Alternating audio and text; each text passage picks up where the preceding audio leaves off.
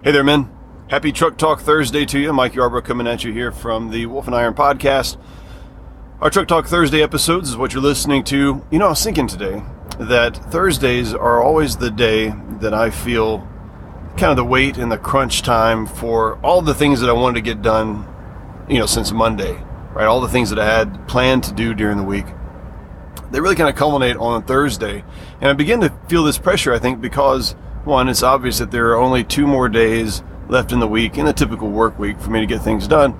And when I put something on my list, I really want to get it finished by the end of the week. But the other reason is that I've learned this about myself, is that Fridays, I just want to do all the fun things that are on my list and not the hard things. And so Thursdays end up becoming a big, just knock out all the tough things that I've kind of been putting off for one reason or another, and wrap up all the loose ends. And then Fridays are typically the days when I kind of come into the office like, okay, I'm going to spend a little extra time chatting with my friends and getting the things done that are a little bit more fun for me. Probably some design stuff, or maybe some graphic design type of things that I have to do for Wolf and Iron, or maybe for Rustic and Maine. So anyhow, just thought I'd share that with you guys. Hey, look, if you're just joining me for the first time, maybe just tuning in for Wolf and Iron for the first time, I want to say welcome to you. This is something a little different here. This is a Truck Talk Thursday episode, so there's no pomp, there's no introduction, there's nothing like that. It's basically just me talking off the cuff, just to you guys, say what's on my mind. And today, I want to talk about the challenges of running a USA-made store. So, this is going to be a little bit of a behind the scenes, kind of a little peek behind the curtain, I guess, for you guys regarding the Wolf and Iron store. So, once again, if you guys are just tuning in, you may not be aware that we actually have a store where we're getting kind of ramped up and selling t-shirts that are awesome, that have these sort of meaningful quotes and designs and things on them, so they don't just look cool. There's something behind there that you guys will resonate with. We've got some prints. We will have some beard oils and mustache wax, and that may have launched by the time you guys are listening to this. But as you can imagine, there's going to be a lot more things down the road. Leather goods, caps, mugs, all kinds of stuff, right? And we've really made a commitment from the very beginning to go USA made all the way, as much as possible. Now, with the beard oils, it gets a little tricky because they're poured in the U.S., but obviously a lot of the essential oils and stuff don't come from here. I mean, actually our base oil comes from Morocco, so I'm not really sure how that translates into terms of USA made, but in any case, the apparel for the most part, things like caps and shirts and things like that, it's a real challenge, guys. I didn't realize how much it was a challenge to find not only high quality, but affordable items that you can resell, that you can print on, that you can customize here in the U.S. And I'll tell you, China's got an awesome thing going. Let me say this from the outset. I actually don't have any problems with things being made in China or Mexico or Canada or France even. A little dig at France there. I don't care where things are made. I actually like people to have jobs where they're able to work with their hands and they're able to get things done. But what I don't like is an imbalance where there's not enough of the kind of hands-on blue-collar jobs here in the U.S. that guys a lot of times really crave. There's less opportunity for us to be creative in our own kind of way without having to have a translator or somebody, speak for us. And it's also a challenge with quality control. And you guys all know this. I mean, most of this stuff is made as cheap as possible, and it doesn't last when it comes from other nations. And American quality is still a thing, guys. Let me tell you that. American quality is still a thing. There is a difference between the shirts that are made here in the U.S. versus the shirts that are made overseas. And sometimes it's just in the stitching. That they'll let some things go that we won't let go here. But there is a difference. And it puts our neighbors to work. So this is really important. But China has a good thing going. Because when you go online and you try to find a style of a shirt or a hat, and if you're not interested on where it's made, it is ridiculous the number of options that you have from stuff that's made from China. Not only do you have more variety, but the customization that they can do is just insane, because they have the ability to kind of make just about anything. They've got this stuff down. Now, I don't really know how they do this on their end. Here in the U.S., we're kind of segmented out, right? We have people who make apparel, and we have people who make plastic goods, and we have people who make metal things. I think in China, they've got some sort of way of just knowing, like, put all these things together and just make whatever I'm looking for. A case in point. One of the things that we're working on right now is trying to find a USA-made cap that doesn't look kind of like it's 25 years ago style. We also want to have the tactical patch on the front, and I think this is going to be called our Earn It cap. We haven't come out with this yet as of the recording of this. Maybe it'll be out by the time you guys are hearing this recording. I don't know.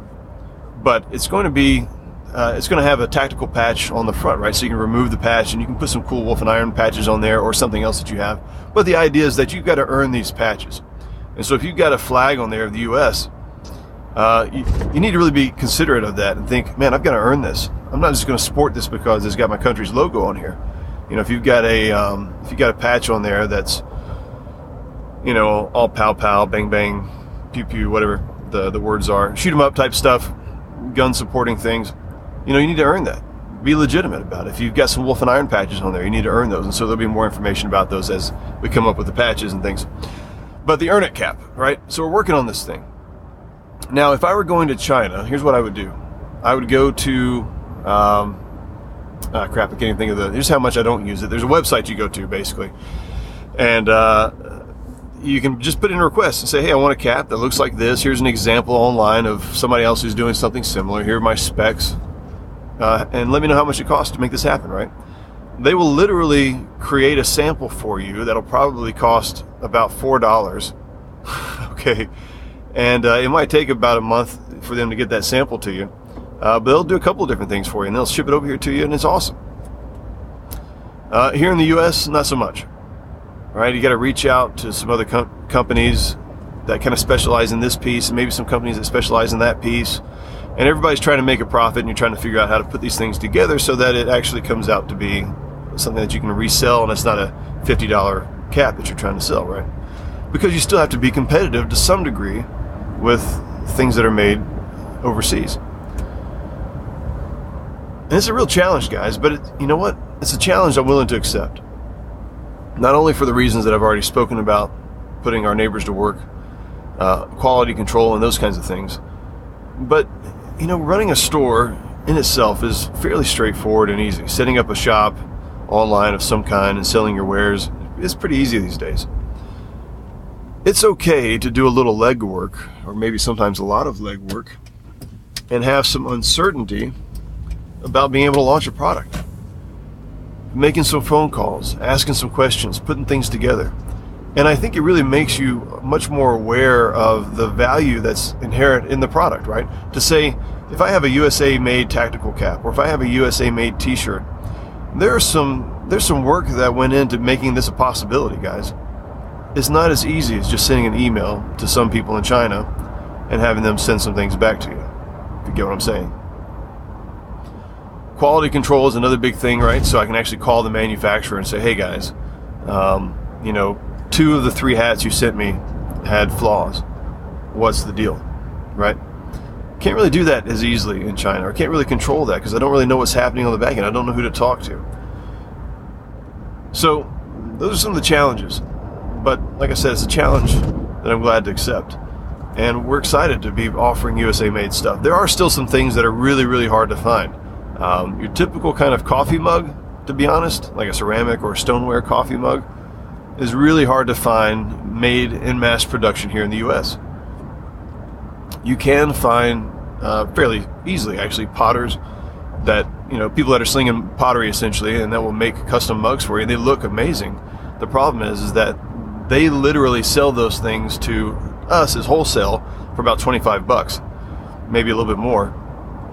And so for us to make a profit on that, you know, we've got to turn around and sell them for $35 or $40. And you're thinking, okay, this is a coffee mug, for crying out loud. But, so there's still some challenges and there's still a long way to go. But you know what makes this better? Year after year, the ability to find USA-made goods gets better and better. Even just since I've been in the business of trying to find USA-made t-shirts. Just in the last probably 6 months, 8 months or so, it's gotten easier. there are more brands that are doing it, and there are more colors coming out. And so, guys, the more we support USA Made, the more we're going to be able to do that cool stuff like's happening overseas, where we just say, hey, I need a widget, give me a thing, and somebody just puts it together for you. And it doesn't cost you an arm and a leg because it's just what they do. So anyhow, guys, that's a little bit of behind-the-scenes stuff. If you haven't already, go check out the Wolf and Iron store. That's store.wolfandiron.com. Or if you just go to wolfandiron.com, there will be links on there to the store. And check out and see what we're coming up with. If you're a member of the Wolf and Iron community, so that's our free Facebook group, and you can get there by going to wolfandiron.com/thegroup. That's /thegroup. That'll take you over to the Facebook page, and you can sign up there. If you're a member of the community, I will often post in there new designs and get feedback from the guys on things, new t-shirt designs, beard oil, branding, anything like that I'm coming up with, and to say, hey, what do you guys think about this? Does this resonate with you? And you guys that are members, you guys just provide such valuable feedback. So I just want to say thanks for doing that. It's a big benefit to me to have guys that are not only connected with the brand and what Wolf and Iron stands for, but that also have an eye for design and just things that are supposed to have meaning, and how does that resonate with you guys. So once again, thanks for doing that. All right, fellas, that's all I've got today. Happy Truck Talk Thursday again. Go crush the things today that you want to do, that you have planned to do for the rest of the week, because tomorrow, you might show up just want to have fun. Talk to you later. Bye.